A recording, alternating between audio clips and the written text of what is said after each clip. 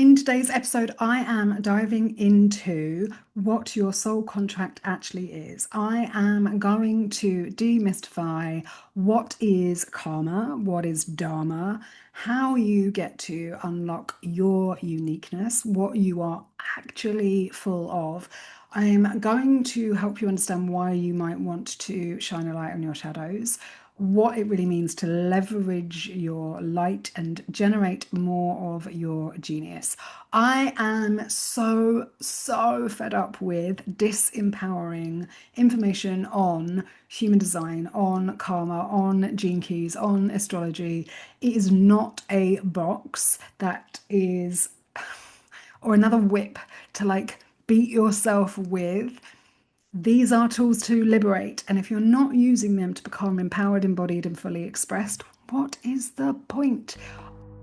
Welcome to Becoming Full of Yourself, the show where fulfillment is not a finish line, it's a way of being. I'm Ebony Allard, master coach, energy specialist, soul contract guide, here to help you remember who you were before the world told you who to be. In each episode, we explore what it means to lead from the inside out, embody your truth, and become so full of yourself that you overflow. Let's get into it. I am only interested in you becoming full of yourself, because when we all come from a place of living our design, or how we were designed to interact with the world and each other, and we are each individually honoring our incarnation intentions and our personal soul contract, then we can live in a way that allows all of society to work in a much more synergistic way, where we are communing with one another, where there is more for all and less for none. If that sounds interesting to you, stick around. So, the problem, let me talk about the problem that I see. I have today been on two other people's podcast stroke community or summit thing. And we were talking about becoming full of yourself, and we were talking about product suite on one, and I was talking about money and wealth and what true wealth and enrichment really is on the other. And both of them know that I talk about human design and gene keys, and both of them, first one said, oh, I'm quite skeptical about that stuff, but some of the reading that I had was very accurate. And then the other person said, who's a manifester, oh, I've just been told so many disempowering things about what it means to be a manifester. And it really gets my goat, because there is no need for there to be such rubbish on the internet about human design and gene keys and astrology and all of it. But there is, and there will continue to be, because AI, automation, information is cheap, free, and wholly inaccurate often, right? It provides no context, it doesn't know you personally, it's not using the right system for the right thing. And so I want to dive a little bit into how I use each of these different systems or frameworks differently than other people to empower you, and what your soul contract is, and what my soul contract alignment audit does, and why I even offer it, right? Because I want you to know what you're doing well. I want you to rest into the knowledge and security of where you're on track and you know what you're doing well. And I want to also help you see the things that are in your blind spot that will help you be more you, because there is nothing to do and everything to be. We're moving into a time and into an age, an era, where it is much less about stuff and things, much less about the physical, practical, earthly plane, right? We are moving into an era that is about energy, that you are really going to need to be able to discern what is real and what is not based on what it looks like. And not like, if you can't trust what you see and you can't trust what you hear, what can you trust? And that is where we're going, and it's going to happen fast. And so it is really important to me, and I am very fired up about this because I want you to be able to trust yourself. Now, one of the comments that I get the most about my character these days, it used to be, you're so courageous. These days, it is, you trust yourself. Like the level of trust, self-trust you have is phenomenal. And it's like, well, yeah. And part of that comes from a place of who else am I going to trust? And, moving through that. And these days, I also trust the world, the universe, other people because I trust myself. And if you don't trust the world, if you don't trust other people, newsflash, you don't trust yourself because you are the universe, right? So your relationship that you have with the universe, that you have with other people, is only ever a reflection of what's going on inside of you. It is and it's reflecting back an assignment or helping you to see stuff that you can't see because it's inside the bottle and you can't read the label from inside the bottle, right? So as we move forward, if you can't trust what you see, if you can't trust what you hear, if so much of what is going on our screens isn't real, how do we really discern what is true and what even is real? And that starts to be a really, really important question. So then we get drilling down into what are your values? Like, what do you actually value? What are you using to measure how your life turns out? But also, what are you using to measure the authenticity of another, the integrity of another, the likability of another? Because everybody, not everybody, but a lot of people think that they're in integrity. I have met a lot of people recently who have said that they are all about real, they're all about raw, they're all about unfiltered. And yet I know that if I'm judging them by my standards of authenticity or standards of expertise or standard of what I consider to be real, then they're off. But for them, they are enthusiastic and their heart is in the right place and their intentions are real. But there's a difference between intention and the impact, right? Anyway, tangent, let's roll back because I really want you to be able to be the authority on you. I want you to be able to come from a place of inner leadership. I want you to come from a place of inner sovereignty. I want you to not be controlled by your not self and by the mainstream or the external narratives. I want you to be in control of yourself, but also not afraid of not being in control of yourself. And so, like, not being in a place where you have to repress or mask or shut down. I want you to be fully expressed and at will, like able to choose.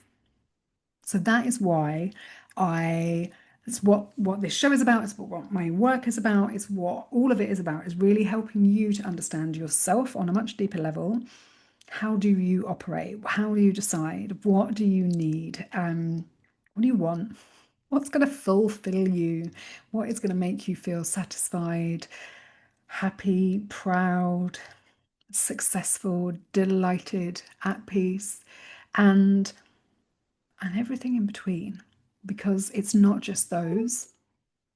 I want you to have a full experience of being alive, right? Like as an energetic being, as a light being, before you incarnated, before you had this incredible gift of a body, you could not feel either emotion or fear, or sensation. And so this human experience, this beautiful body that you've been given, is your alchemic tool, it is your gift, it is an experience that you signed up for. And I spent a huge amount of my life as a soul five being very at odds with or out of balance with or just disgusted with my body.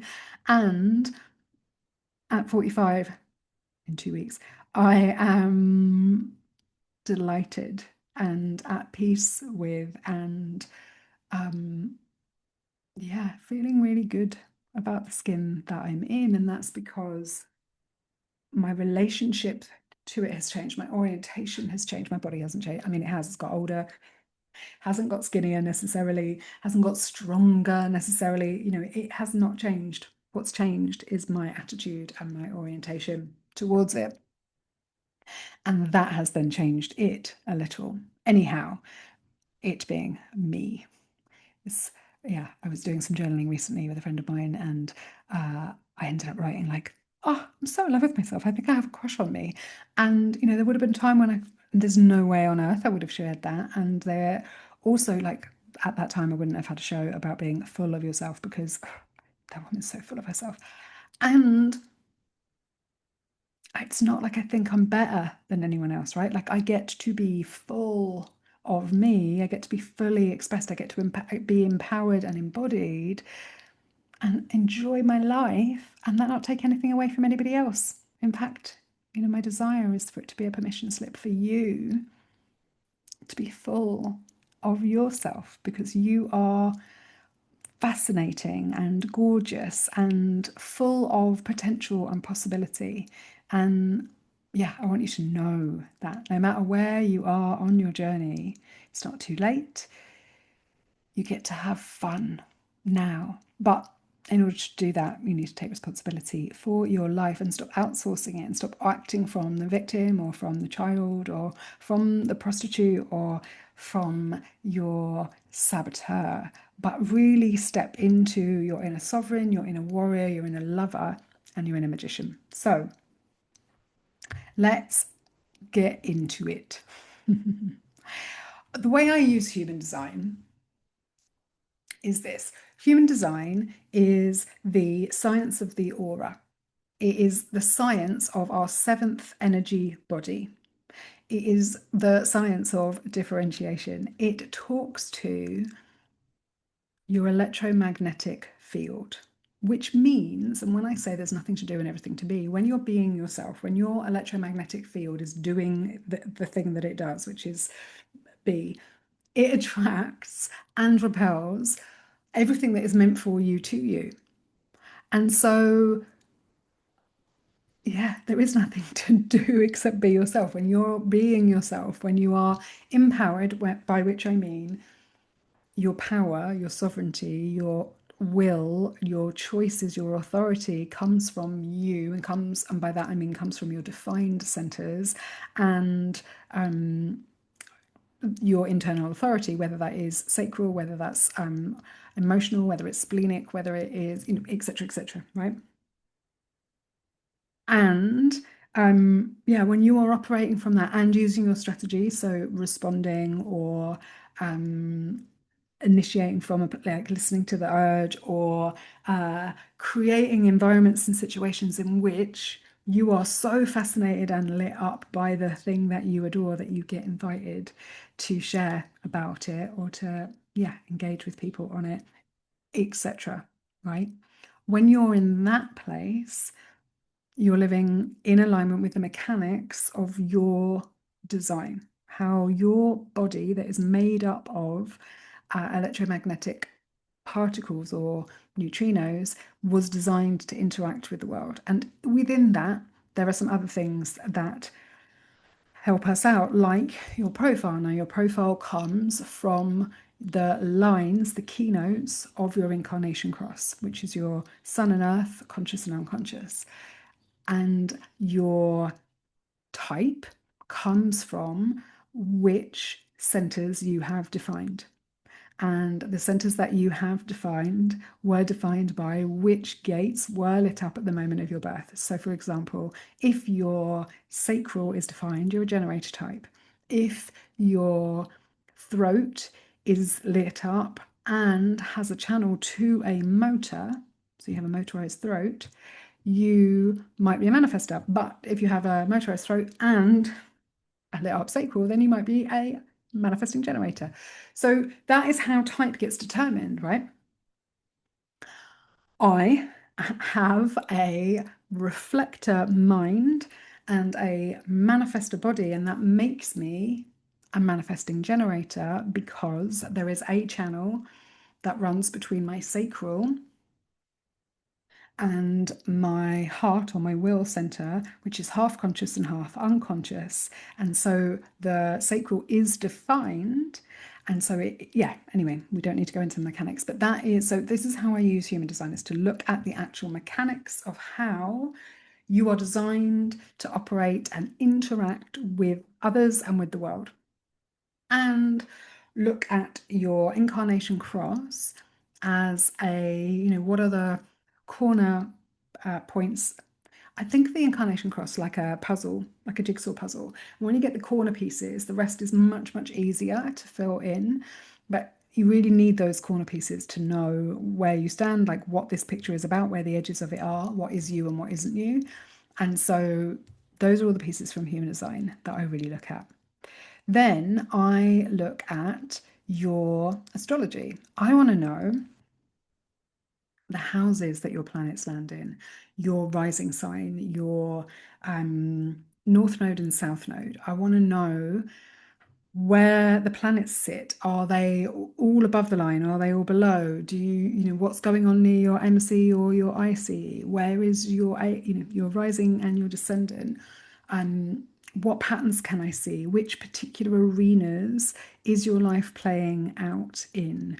What are the relationships between the planets? Do you have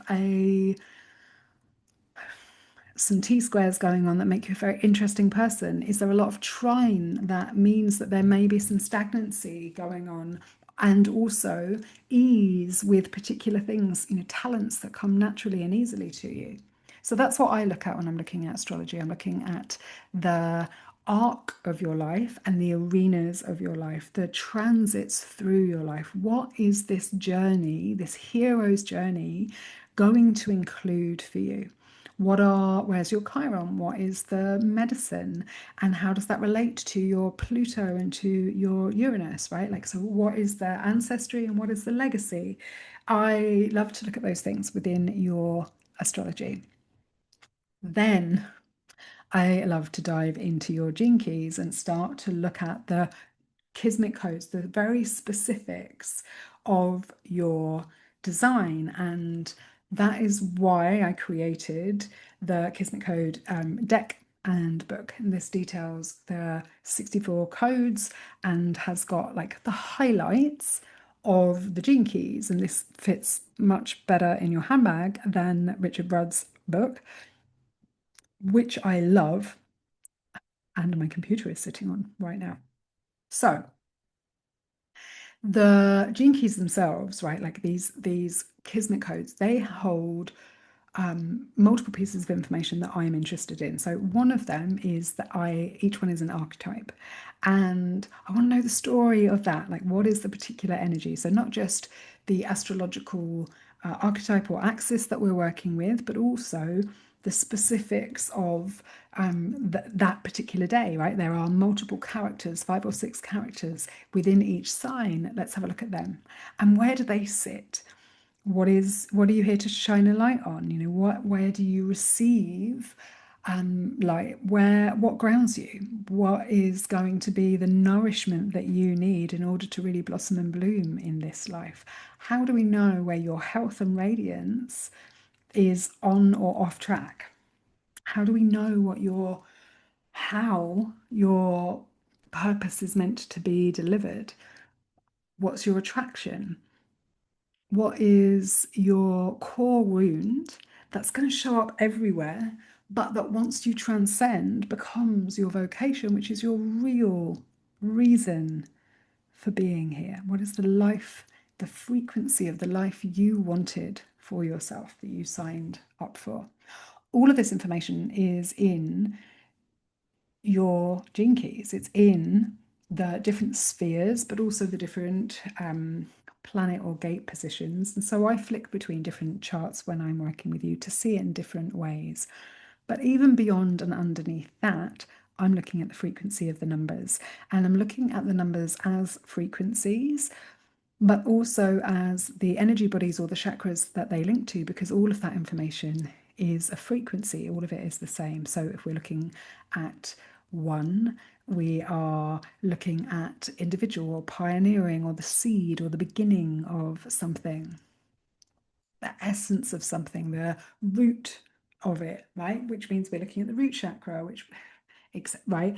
Then if we're looking at 2, we are looking at the natural or the innate or the sacred or the sacral or the dropped in from God into the creation connection sphere, right? In your in your sacral.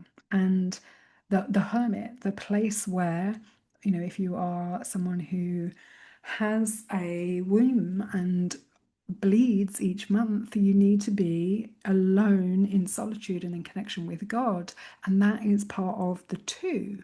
But it's this either we belong and we have this deep connection, or we're longing to belong. Now, that could be that we don't have a womb, that we don't bleed, or it's like when we are 2 years old and we start to separate from our mother and we are longing to be separate and to go out in the world and make our way, but we also still belong and connect to our mother, and our nervous system is a part of those. And so we want to control everything and we want to say no.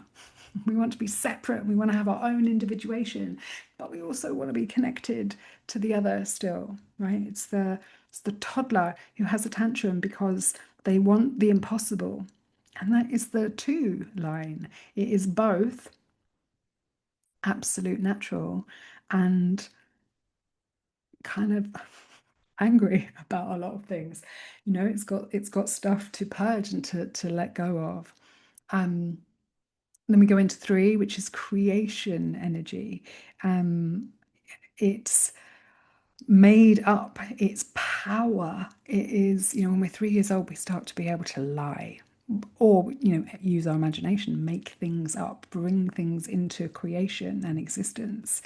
And 3 is where we suddenly get a power dynamic, and it's also incredibly playful and fun, because that is where creation comes from. When we touch things, in fact, if we have 2 people and they touch each other enough, then we get another. So all of the numbers have stories and they have frequencies and they are coded into everything. And so for me, looking at the stories of how all of this interrelates is how I determine who you are underneath it all, the essence of what you came to be. And then, how you embody that, where you are saying yes when you mean yes and no when you mean no, and how you have been conditioned by others and then transmuted that conditioning into wisdom or not. All of that is part of your story, is part of your experience. And it's beautiful, fascinating to me. And I could sit and listen and chat with you about you forever, and definitely until you have fallen in love with yourself. I want you to be able to magnetize fulfillment, ease, vitality, liberation, love, and money to yourself just by being you. And that is what I do in my work with you. I help you to affirm your true nature and activate those parts of yourself that will create and or magnetize or attract or repel opportunities to you for full self-expression. And all of that is what your purpose is, right? Like, it's what we're here for. And there are lots of different ways that I do that. I have a signature program, Kismet Flicks, where I teach in this kind of style, embody your design, where you can implement and be a part of some experiments, and be immersed in this until it is you, right? Because you're being it and supported as you try things out for yourself. And if you're not ready for those experiences, or there are parts of your elemental makeup that don't feel balanced or supportive for you right now, then divide it out into physical, intellectual, emotional, spiritual. I have different offers, both a little taster and something a little meatier, that is going to support your the physical manifestation of you, or your relationship with the physical, or your intellectual, the stories that you tell yourself and what you know, or your emotional and energetic, or your spiritual. And you can ask me about those at any time, or you can come and do a soul contract alignment audit with me where I will go through all of those pieces and you will get a kind of a recommendation or a prescription, if you like, from the apothecary of what might be great for you to do next. And after playing around with like, how do I do this, which has got the right amount of kind of system or framework or structure, but is also really personal and bespoke, I have come up with a framework which looks at your karma, dharma, uniqueness, shadows and light, and genius. And so I wanted to really share that karma in this context is what you came here to master. Now, I call what other numerologists might call your karma number your mastery number. So, this is the key to unlocking and creating your outer desires. It represents an area of knowledge and alchemy that you are going to be working on throughout your life. It's an important and necessary part of your soul alignment and assignment. It's going to require effort and commitment and focus and alchemy. But that is what connects you to other people. If everything was just great all the time, you wouldn't need to interact with anybody. And there, if there wasn't any friction, if there wasn't any tension, we wouldn't connect with one another. It's that need to move through the shadow or the darkness or the difficulty or the challenge that gives us a sense of progression and reward, but also connects us to one another. If your relationships aren't working well, then it's an area for you to focus on. And so, focusing on your mastery is what unlocks your personal fulfillment and joy. And so, I look at your Saturn, your Mercury, and how you relate to others, the birth month, the north to south to north node journey, your Chiron. I don't know if I said that already. Your Saturn, I can't remember what I've said already. But yeah, various bits of like, what are you here to master, right? Like it's in these different points, but I will look at them all and there's a theme always. And so I will share that theme with you. Then you've got your Dharma.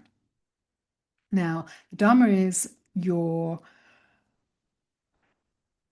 work, right? Like your life's work. It's your purpose. It's your evolution. It is your path. It is your vocation. It is what is rising in you.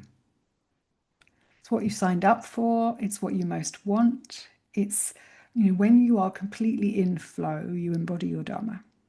And again, you might struggle with it your whole life, but that struggle enriches you. It's for you. It's what you're great at, and it's where you find the greatest joy. It's where you'll find fulfillment and expression of your soul.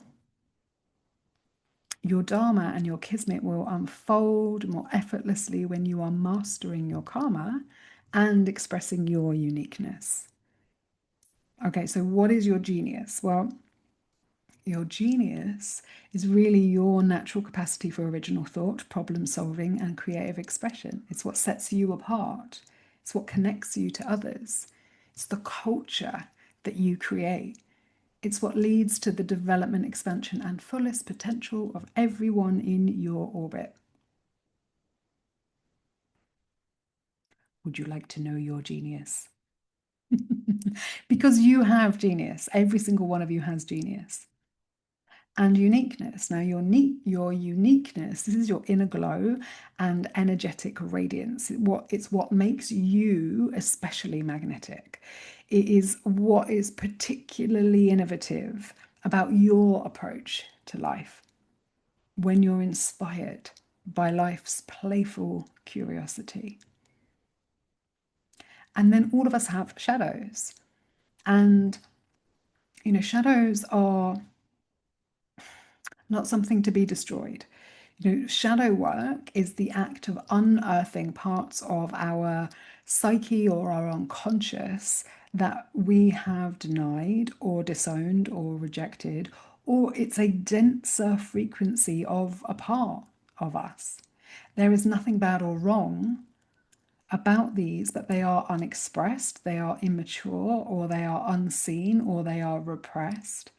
The shadows are just part of our signature frequency that we've yet to illuminate, to give life force to, experience to. And then our golden shadows are the side that we hide but are precious. There is likely to be a huge amount of gold in the things that you are not seeing or sharing. And so the practice of working through and transmuting your shadows into gold is a part of the work of honoring your soul contract. It's a part of loving yourself, because when we bring love to a situation, we bring levity to a situation, we allow particles to infiltrate the density, creating space for us to see just how beautiful and precious this thing is. Our shadow selves tend to be hidden or out of view, and it takes introspection, reflection, and a sense of trust and safety to really take an honest look at who you are. And through the art of contemplation, we transmute these same frequencies that were in shadow to light. In the gene keys we see, each of the 64 codes has a shadow, a gift, and a siddhi. It's the same thing, it's the same frequency, just at a density or with more light. And so when I look at your soul contract, I look at your life's work, your fuel, your source of energy and vitality, what you need to shine, and the shadow that stops you from shining. In my world, my sun is about enrichment. It is the wandering storyteller, the shadow of which is distraction. And I can get really distracted in a kind of squirrel kind of a way, or by like stuff that's not mine to deal with. And so the evolution, which is my conscious earth, for every single one of us, is our challenged turned anchor. And for me, this is limitation and acceptance. And when I accept my limitations, or any, then I can make magic. My imagination really, really turns things into enrichment. And these work together, right? This is where that challenge becomes evolution.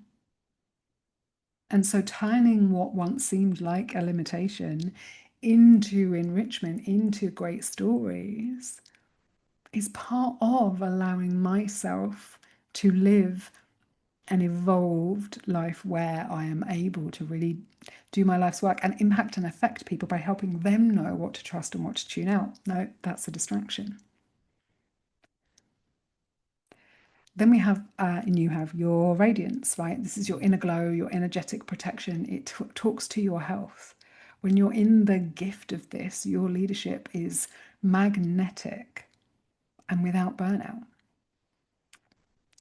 Mine is gate 27. It's the considerate cup. I have got so much time for you, so much energy for you, so much love for you. Like I just want to consider every angle forever. And that is what grounds me into my sovereignty, into my soul's purpose on the physical plane. It talks to my health and vitality. And so if I overgive, if I do not consider myself, then I can end up in the shadow.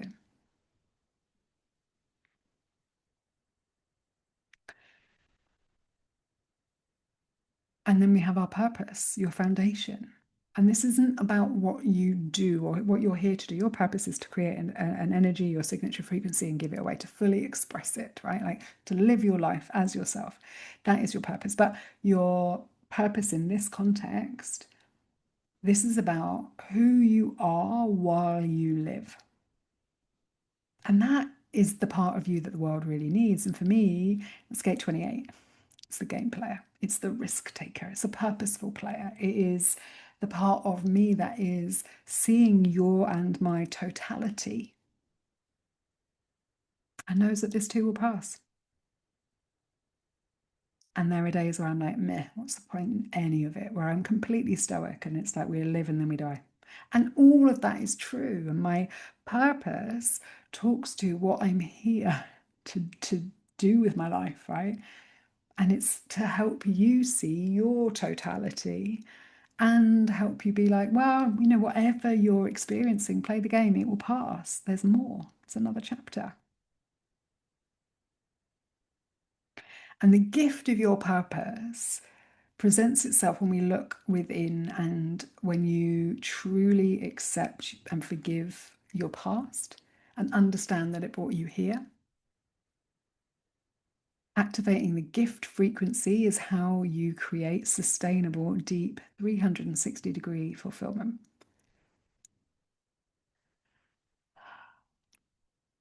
And it helps, this relationship helps us to really recognize, what do you need for core stability, right? And so if you want to go deeper, if you want to look at yours, then I am offering a certain amount of soul contract alignment audits, and they take me ages because I get really involved with every single person. You know, my culture sphere is gate 59. It's all about honesty. It's all about transparency. It's all about intimacy. And so I don't take on very many people. You see lots of people out there who take on, you know, hundreds, thousands of clients, but that's not my jam. I take on the exact right people. In fact, like most spiritual texts, I am initiatory. I am only available, only visible. My message is only visible for those who are ready for me. My Mercury's in gate 53, which literally is, you know, all about initiation, all about taking people from immaturity to expansion to superabundance. Like, that is what I relate for. It's what I think about. It's what my exchange energy is. It's gate 53. And so if you're hearing this and you're seeing this, you may be one of the few people who is ready at this moment in time to have a look and explore their soul contract. And you will get an option to have a call with me, or do voice notes, and I'll send you a PDF where I've got all of this written down, and then there'll be an invitation for you to take that further or not, entirely up to you. So yeah, that's everything I wanted to share today. I hope this has given you some context about how I use these things together and how and why I believe that human design, astrology, numerology, gene keys, somatic experiencing, embodiment, empowerment work, and full self-expression. So your art, your dance, your culture, you know, whatever it is that how you express yourself in whatever way that is what is going to change the world and is going to usher in a world that I want to be a part of, that we want to be a part of. Like, we are the change we want to see, and that starts and ends with you becoming more full of you staying wild, by which I mean uninhibited, this is, you're not a farmed pearl, you're a wild pearl. You know, that's what I mean when I say wild, right? It's like the wild flowers, not the genetically modified seed. I want you to stay true to your essence, to your integrity, to the core of who you are, and be more you. There's less to do and more to be. You being you is a gift to the world and to each of us, and will attract everything that is for you to you and repel everything that isn't. And that is just perfect.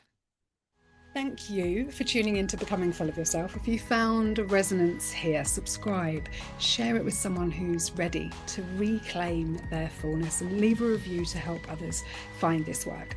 For more resources, rituals, real talk on living a fully fulfilled life, head to ebonyallard.com. Until next time, be bold, be brave, be full of yourself.